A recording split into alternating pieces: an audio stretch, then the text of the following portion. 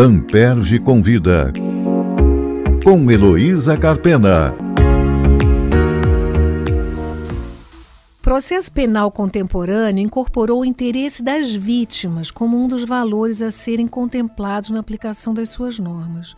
Nessa toada, o Conselho Nacional do Ministério Público editou a Resolução número 243, que estabelece a política institucional de proteção integral e promoção de direitos e de apoio às vítimas, com o objetivo de assegurar direitos fundamentais às vítimas de infrações penais, de atos infracionais, desastres naturais, calamidades públicas e graves violações de direitos humanos. Com o objetivo de implementar essa política, o Conselho determinou que os MPs criassem órgãos de atendimento especializados. Como tem sido cumprida essa determinação no Rio de Janeiro, é o tema da minha conversa com a Procuradora de Justiça, Patrícia Glioshi, que é coordenadora da Promoção de Direitos Humanos das Vítimas, CDV, do Núcleo de Apoio às Vítimas, NAVE, ambas do Ministério Público do Rio de Janeiro, e professora da Universidade do Estado do Rio de Janeiro. Muito boa tarde, Patrícia. Obrigada por aceitar o nosso convite. Eu vou começar te fazendo uma provocação.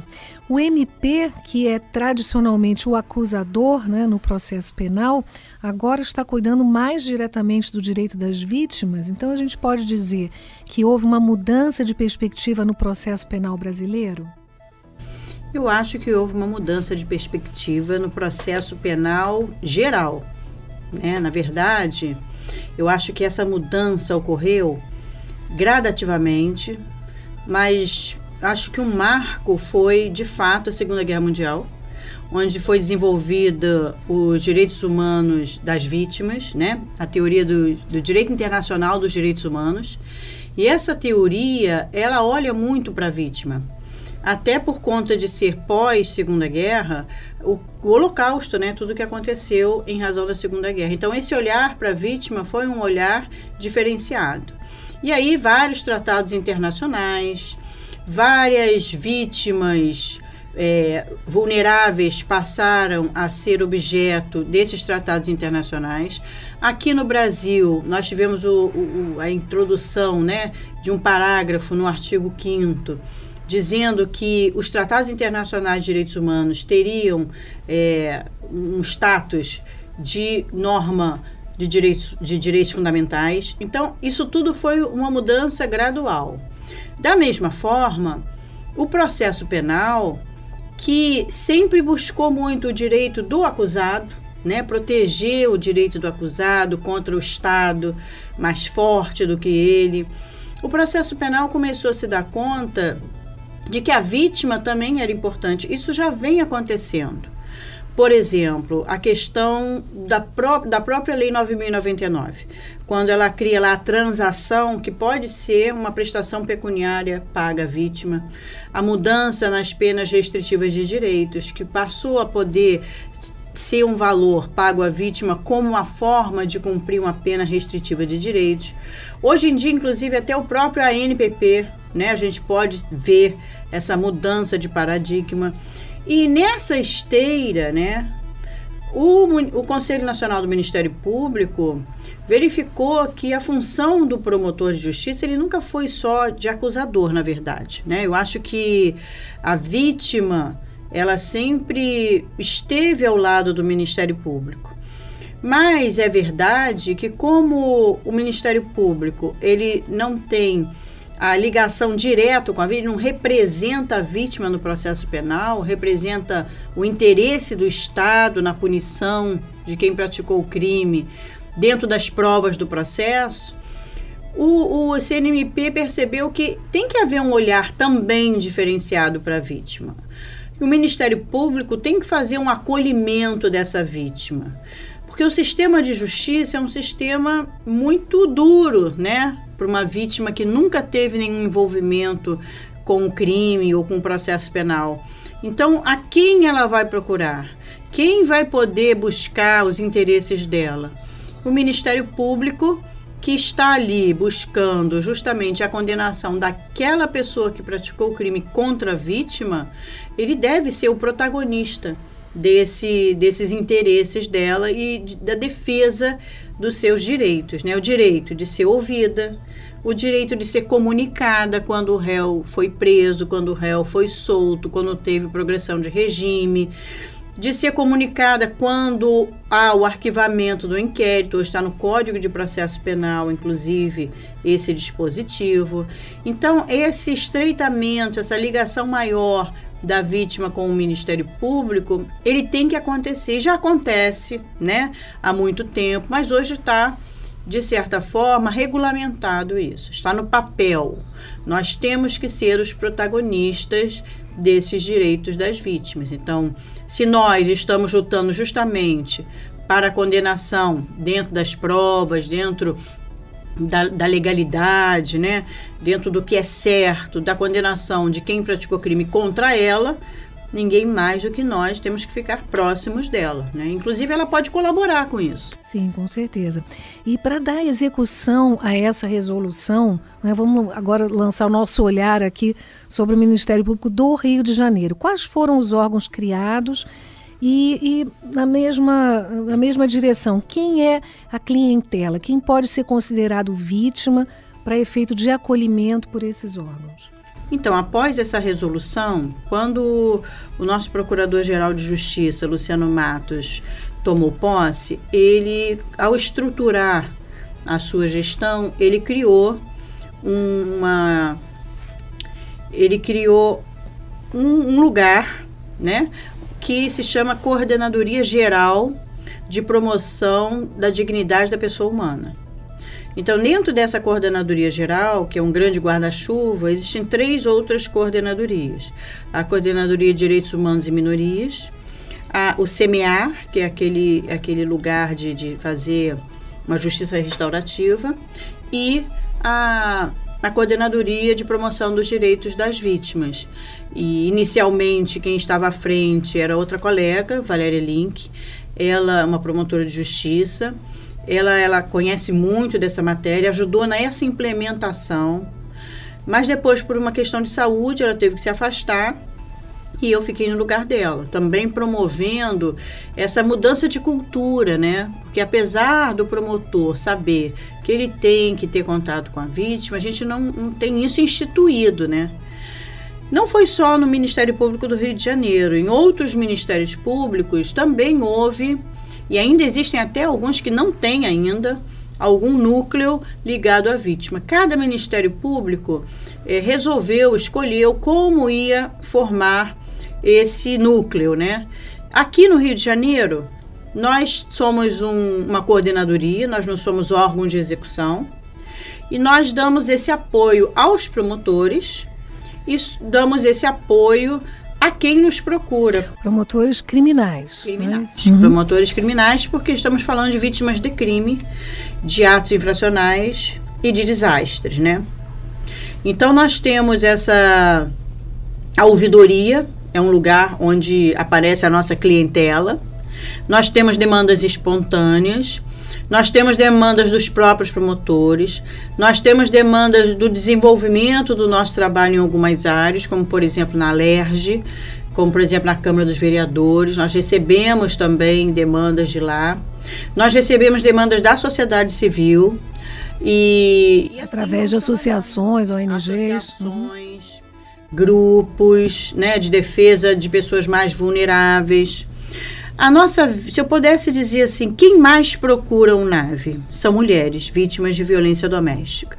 A nossa grande maioria de vítima são as mulheres em situação de violência doméstica. Talvez porque já conheçam que existe uma promotoria de violência doméstica, talvez porque a rede de atendimento à mulher ela esteja mais estruturada e nós já nos apresentamos a essa rede. Então, talvez por isso a nossa grande procura é das mulheres vítimas de violência doméstica, mas não somente elas, tá?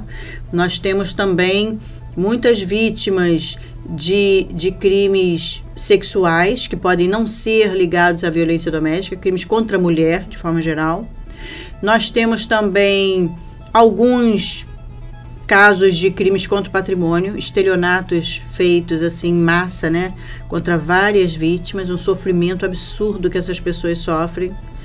Temos vítimas de homicídio, não homicídio tentado apenas, mas quando o homicídio é consumado, os parentes das vítimas nós consideramos vítimas também. E o próprio CNMP chama de vítima indireta.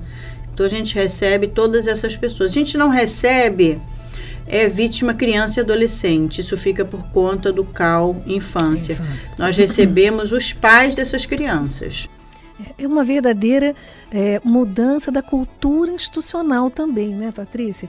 E quais são os atendimentos que esses órgãos provém para as vítimas? Você falou da dureza do sistema de justiça. Não só é duro, como é desconhecido, né? E é intimidador. A pessoa que não está familiarizado se sente intimidado. Então, é essa ponte que vocês estão fazendo?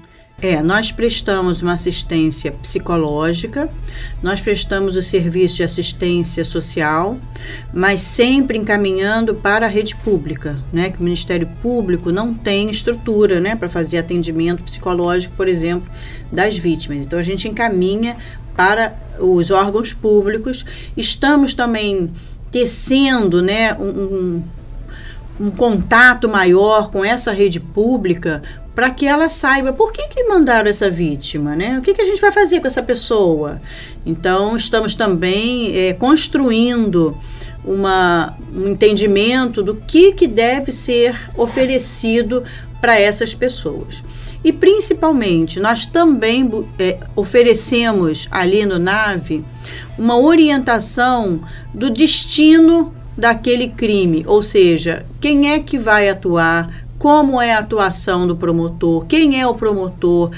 A vítima tem muito interesse em saber quem é o promotor que vai cuidar do meu caso, com quem eu posso falar sobre essa minha angústia total. Então a gente indica, olha, por exemplo, agora está sendo investigado, é a delegacia, mas o promotor, ele controla a atividade policial. Esse promotor vai culminar o seu trabalho com oferecimento de uma denúncia, depois vai para um outro promotor, já no Tribunal de Justiça, já numa vara criminal. Esse outro promotor também vai fazer todo o trabalho ali para buscar uma condenação. E depois é um outro promotor na execução penal.